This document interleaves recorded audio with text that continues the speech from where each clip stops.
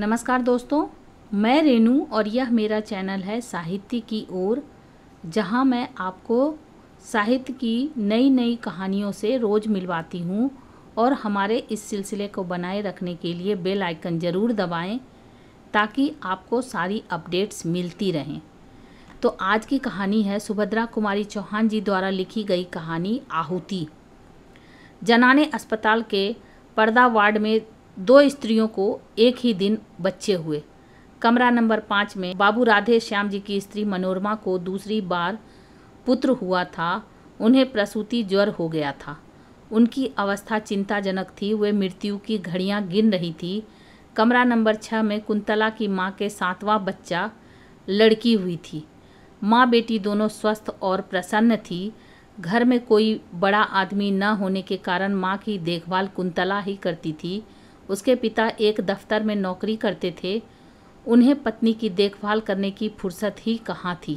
पंडित Radhe Shyam ji advocate अपनी माँ और कई नौकरों के रहते हुए भी पत्नी को छोड़कर कहीं न जाते थे। 10 दिन के बाद कुंतला की माँ पूर्ण स्वस्थ होकर बच्ची समेत अपने घर चली गई और उसी दिन राधे श्याम जी की स्त्री का देहांत हो गया। अपने नवजात शिशु को लेकर वे भी घर आए, किंतु पत्नी विहीन घर उन्हें जंगल से भी अधिक सूना मालूम हो रहा था।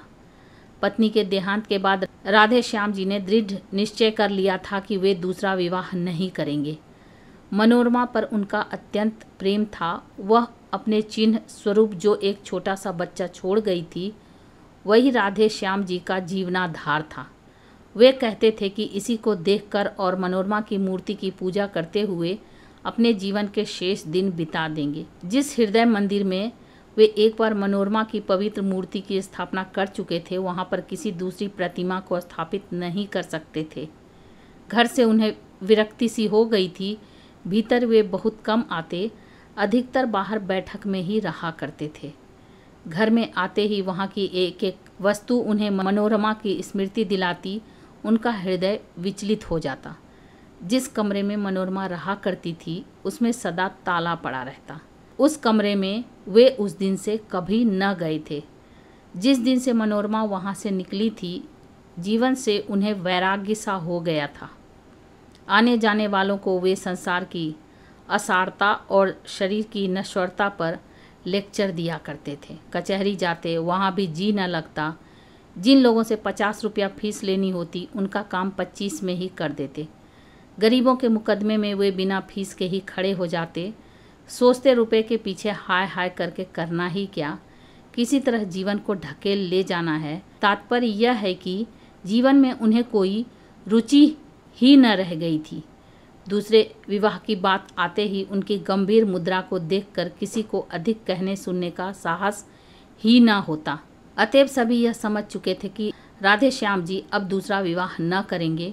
उनकी माता ने भी उनसे अनेक बार दूसरे विवाह के लिए कहा, किंतु वे टस से मस न हुए। अंत में वे अपनी इस इच्छा को साथ ही लिए हुए इस लोक से विदा हो गईं। इसके कुछ ही दिन बाद राधे श्याम जी जब एक दिन अपनी बैठक में कुछ मित्रों के साथ बैठे थे और बाहर उनका लड़का हरिहर नौकर के साथ खेल रहा था, सामने से एक तांगा निकला। न जाने कैसे तांगे का एक पहिया निकल गया और तांगा कुछ दूर तक घिसटता हुआ चला गया। एक 7-8 साल का बालक तांगे पर से गिर पड़ा और एक बालिका जो कदाचित उसकी बड़ी बहन थी, गिरते गिरते बचकर दूसरी तरफ खड़ी हो गई। चालक को अधिक चोट आई थी। बालिका ने मृग शावक की तरह घबराए हुए अपने 2 सुंदर नेत्र चंचल गति से सहायता के लिए चारों ओर फेरे और फिर अपने भाई को उठाने लगी। राधे श्याम जी ने देखा और दौड़ पड़े। बालक को उठाकर झाड़ने पोंछने लगे। राधे श्याम के एक मित्र जगमोहन, जो राधे श्याम के साथ ही दौड़कर बाहर आए थे, बालिका को संबोधन करके बोले, कहाँ जा रही थी कुंतला?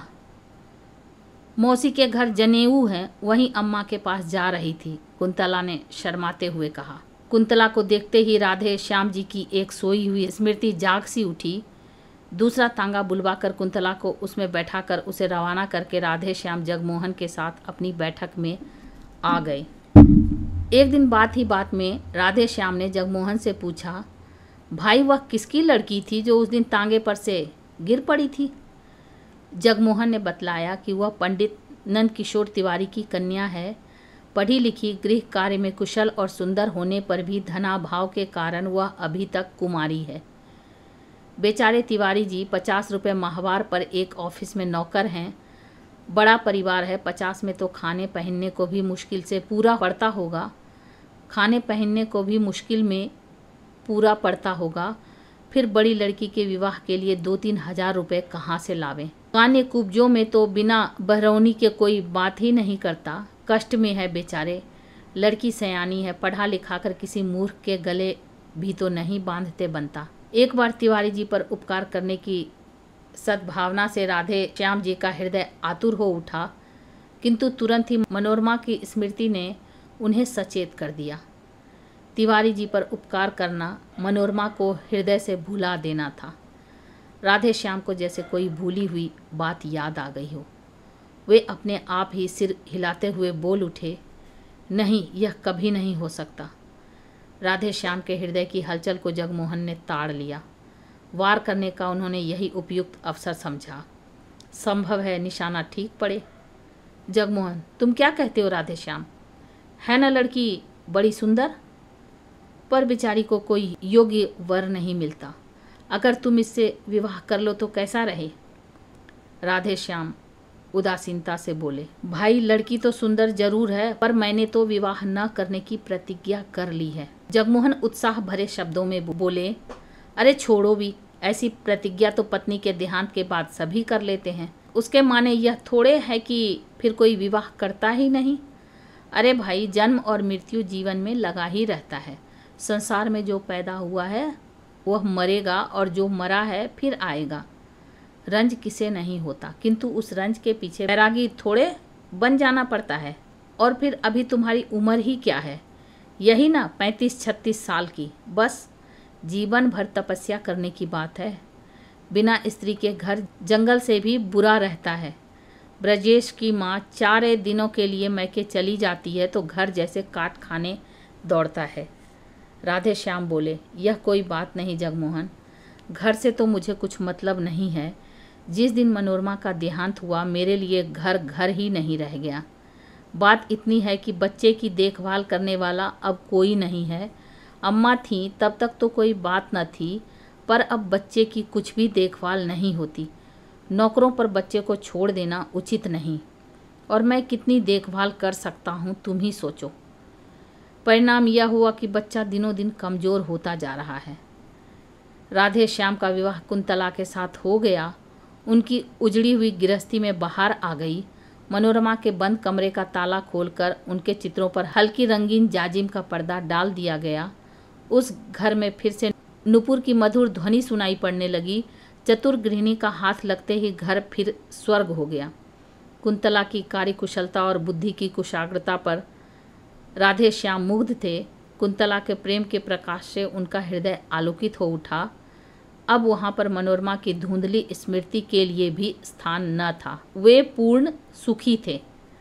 राधे श्याम जी ने दूसरा विवाह किया था, संभवतः हरिहर की देखभाल के लिए ही, किंतु इस समय कुंतला को हरिहर से अधिक राधे श्याम की देखभाल करनी पड़ती थी। उनकी देखभाल से ही वह परेशान हो जाती, इतनी थक जाती कि उसे हरिहर की तरफ आंख उठाकर देखने का भी अवसर न मिलता। कुंतला के असाधारण रूप और यौवन ने तथा राधे श्याम जी की ढलती अवस्था ने उन्हें आवश्यकता से अधिक असावधान बना दिया था। बुरा भला कैसा भी काम हो, सबकी एक सीमा होती है। राधे श्याम के इस अनाचार से कुंतला को जो मानसिक वेदना होती सो तो थी ही, इसका प्रभाव उसके स्वास्थ्य पर भी पड़े बिना न रहा। कुंदन की तरह उसका चमकता हुआ रंग पीला पड़ गया, आंखें निस्तेज हो गई, 6 महीने की बीमार मालूम होती। वैसे ही वह स्वभाव से सुकुमार थी। अब चलने में उसके पैर कांपते, सदा हाथ पैर में दर्द बना रहता, जी सदा ही अलसाया रहता। खाट पर लेट जाती तो उठने की हिम्मत न पड़ती। कुंतला की इस अवस्था से राधे श्याम अनभिज्ञ हों सो बात न थी, उन्हें सब मालूम था।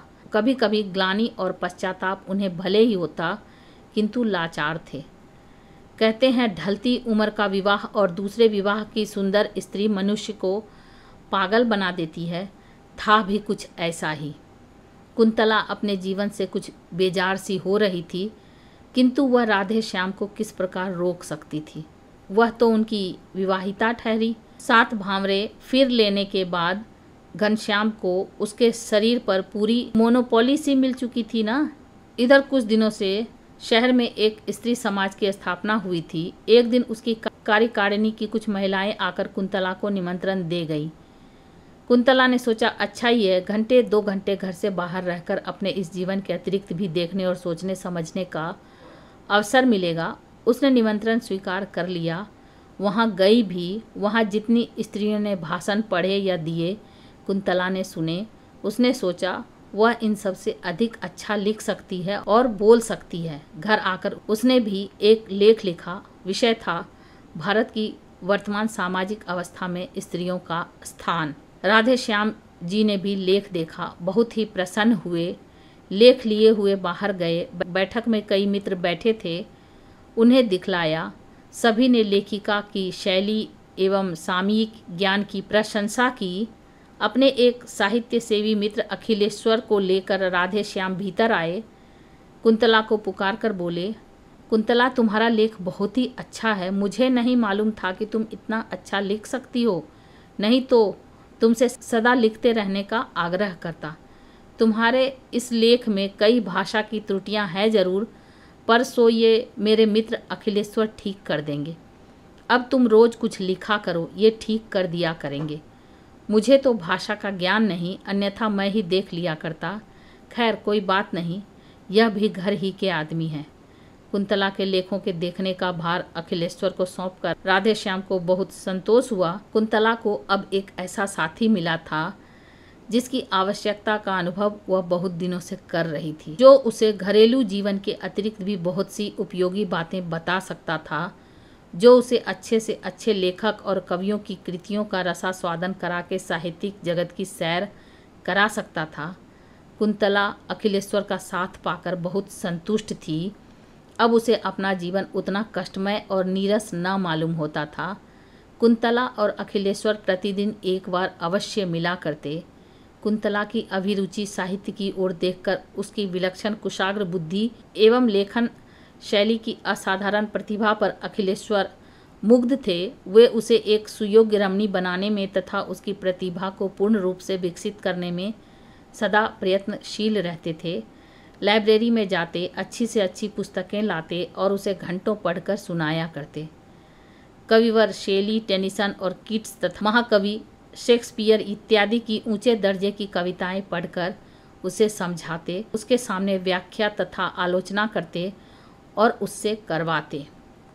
हिंदी के धुरंधर कवियों की रचनाएं सुनाकर वे कुंतला की प्रवृत्ति कविता की ओर फेरना चाहते थे। उनका विश्वास था कि कुंतला लेखों से कहीं अच्छी कविताएं लिख सकेंगी, किंतु अब राधे श्याम को कुंतला के पास अखिलेश्वर का बैठना अखरने लगा था। वे कभी कभी सोचते, शायद कुंतला के सुंदर रूप पर ही रीझ कर अखिलेश्वर उसके साथ इतना समय व्यतीत करते हैं, किंतु वे प्रकट में कुछ न कह सकते थे, क्योंकि उन्होंने स्वयं ही तो उनका आपस में परिचय कराया था। कुंतला राधे श्याम के मन की बात समझती थी, इसलिए वह बहुत सतर्क रहती, किंतु फिर भी यदि कभी भूल से उसके मुंह से अखिलेश्वर का नाम निकल जाता तो राधे श्याम के हृदय में ईर्ष्या की अग्नि भभक उठती। अब अखिलेश्वर के लिए राधे श्याम के हृदय में मित्र भाव की अपेक्षा ईर्ष्या का भाव ही अधिक था। इन दिनों कुंतला ने 2-4 तुकबंदियाँ भी की, जिनमें कल्पना की बहुत ऊंची उड़ान और भावों का बहुत सुंदर समावेश था, किंतु शब्दों का संगठन उतना अच्छा नहीं था। अपने हाथ के लगाए हुए पौधों में फूल आते देखकर जिस प्रकार किसी चतुर माली को प्रसन्नता होती है, उसी प्रकार कुंतला की कविताएं देखकर अखिलेश्वर खुश हुए। उन्होंने कविताएं कई बार पढ़ी और राधे श्याम को भी पढ़कर सुनाई। कुंतला की बुद्धि की बड़ी प्रशंसा की, किंतु राधे श्याम खुश न हुए। उन्हें ऐसा मालूम हुआ कि जैसे कुंतला ने अखिलेश्वर के विरह में ही विकल होकर ये कविताएं लिखी हैं। अखिलेश्वर निष्कपट और निस्वार्थ भाव से कुंतला का शिक्षण कर रहे थे। उन्हें कुंतला से कोई विशेष प्रयोजन न था। कुंतला के इस शिक्षण से उन्हें इतना ही आत्मसंतोष था कि वे साहित्य की एक सेविका तैयार कर रहे हैं, जिसके द्वारा कभी न कभी साहित्य की कुछ सेवा अवश्य होगी। राधे श्याम के हृदय में इस प्रकार उनके प्रति ईर्ष्या के भाव प्रज्वलित हो चुके हैं, इसका उन्हें ध्यान भी न था, क्योंकि उनका हृदय निर्मल और पवित्र था। अखिलेश्वर कई दिनों तक लगातार बीमार रहने के कारण घर के बाहर न निकल सके। खाट पर अकेले पड़े पड़े घड़ियां गिनते हुए उन्हें अनेक बार कुंतला की याद आई। कई बार उन्होंने सोचा कि उसे बुलवा भेजें, फिर जाने क्या आगा पीछा सोचकर वे कुंतला को न बुला सके। इधर कई दिनों से अखिलेश्वर का कुछ भी समाचार न पाकर कुंतला भी उनके लिए उत्सुक थी। वह बार बार सोचती, एकाएक इस प्रकार आना क्यों बंद कर दिया, क्या बात हो गई। किंतु वह अखिलेश्वर के विषय में राधे श्याम से कुछ पूछते हुए डरती थी। इसी बीच एक दिन कुंतला की माँ ने कुंतला को बुलवा भेजा। राधे श्याम कुंतला से यह कहकर कि जब तांगा आवे तुम चली जाना, कचहरी चले गए। कुंतला माँ के घर जाकर जब वहाँ से 3 बजे लौट रही थी तो रास्ते में हाथ की दवा की शीशी लिए हुए अखिलेश्वर का नौकर मिला। नौकर से मालूम करके कि अखिलेश्वर बीमार हैं, कई दिनों तक तेज बुखार रहा है, अब भी कई दिन घर से बाहर न निकल सकेंगे, कुंतला अपने को रोक न सकी। क्षण भर के लिए अखिलेश्वर से मिलने के लिए उसका हृदय व्याकुल हो उठा। अखिलेश्वर के मकान के सामने पहुंचते ही तांगा रुकवाकर वह अंदर चली गई। साथ में उसकी छोटी बहन भी थी। अचानक कुंतला को अपने कमरे में देखकर अखिलेश्वर को विस्मय और आनंद दोनों ही हुए। अपनी खाट के पास ही कुंतला को बैठने के लिए कुर्सी देकर वे स्वयं उठकर खाट पर बैठ गए। बोले, कुंतला तुम कैसे आ गई? इस बीमारी में तो मैंने तुम्हारी बहुत याद की। इसी समय राधे श्याम जी ने कमरे में प्रवेश किया। कुंतला कुछ भी न बोल पाई। राधे श्याम को देखते ही अखिलेश्वर ने कहा, आओ भाई राधे श्याम, आज कुंतला आई तो तुम भी आए, वरना आज 8 दिन से बीमार पड़ा हूँ। रोज़ ही तुम्हारी याद करता था, पर तुम लोग कभी ना आए। फिर घड़ी की ओर देखकर बोले, आज 3 ही बजे कचहरी से कैसे लौट आए? राधे श्याम ने रुखाई से उत्तर दिया, कोई काम नहीं था इसलिए चला आया। फिर पत्नी की ओर मुड़कर बोले, चलो चलते हो तो मैं तो जाता हूँ। अखिलेश्वर ने बहुत रोकना चाहा पर वे न रुके, चले ही गए। उनके पीछे पीछे कुंतला भी चली। जाते जाते उसने अखिलेश्वर पर एक ऐसी मार्मिक दृष्टि डाली जिसमें न जाने कितनी करुणा, कितनी विवशता, कितनी कातरता और कितनी दीनता थी। कुंतला चली गई, किंतु उसकी इस करुण दृष्टि से अखिलेश्वर की आंखें खुल गई। राधे श्याम के आंतरिक भाव को वे अब समझ सके। घर पहुंचकर कुंतला कुछ न बोली, वह चौके में चली गई। कुछ ही क्षण बाद उसने लौटकर देखा कि उसके लेख, कविताएं, कॉपियां, पेंसिलें और अखिलेश्वर द्वारा उपहार में दी गई फाउंटेन पेन सब समेटकर किसी ने आग लगा दी है।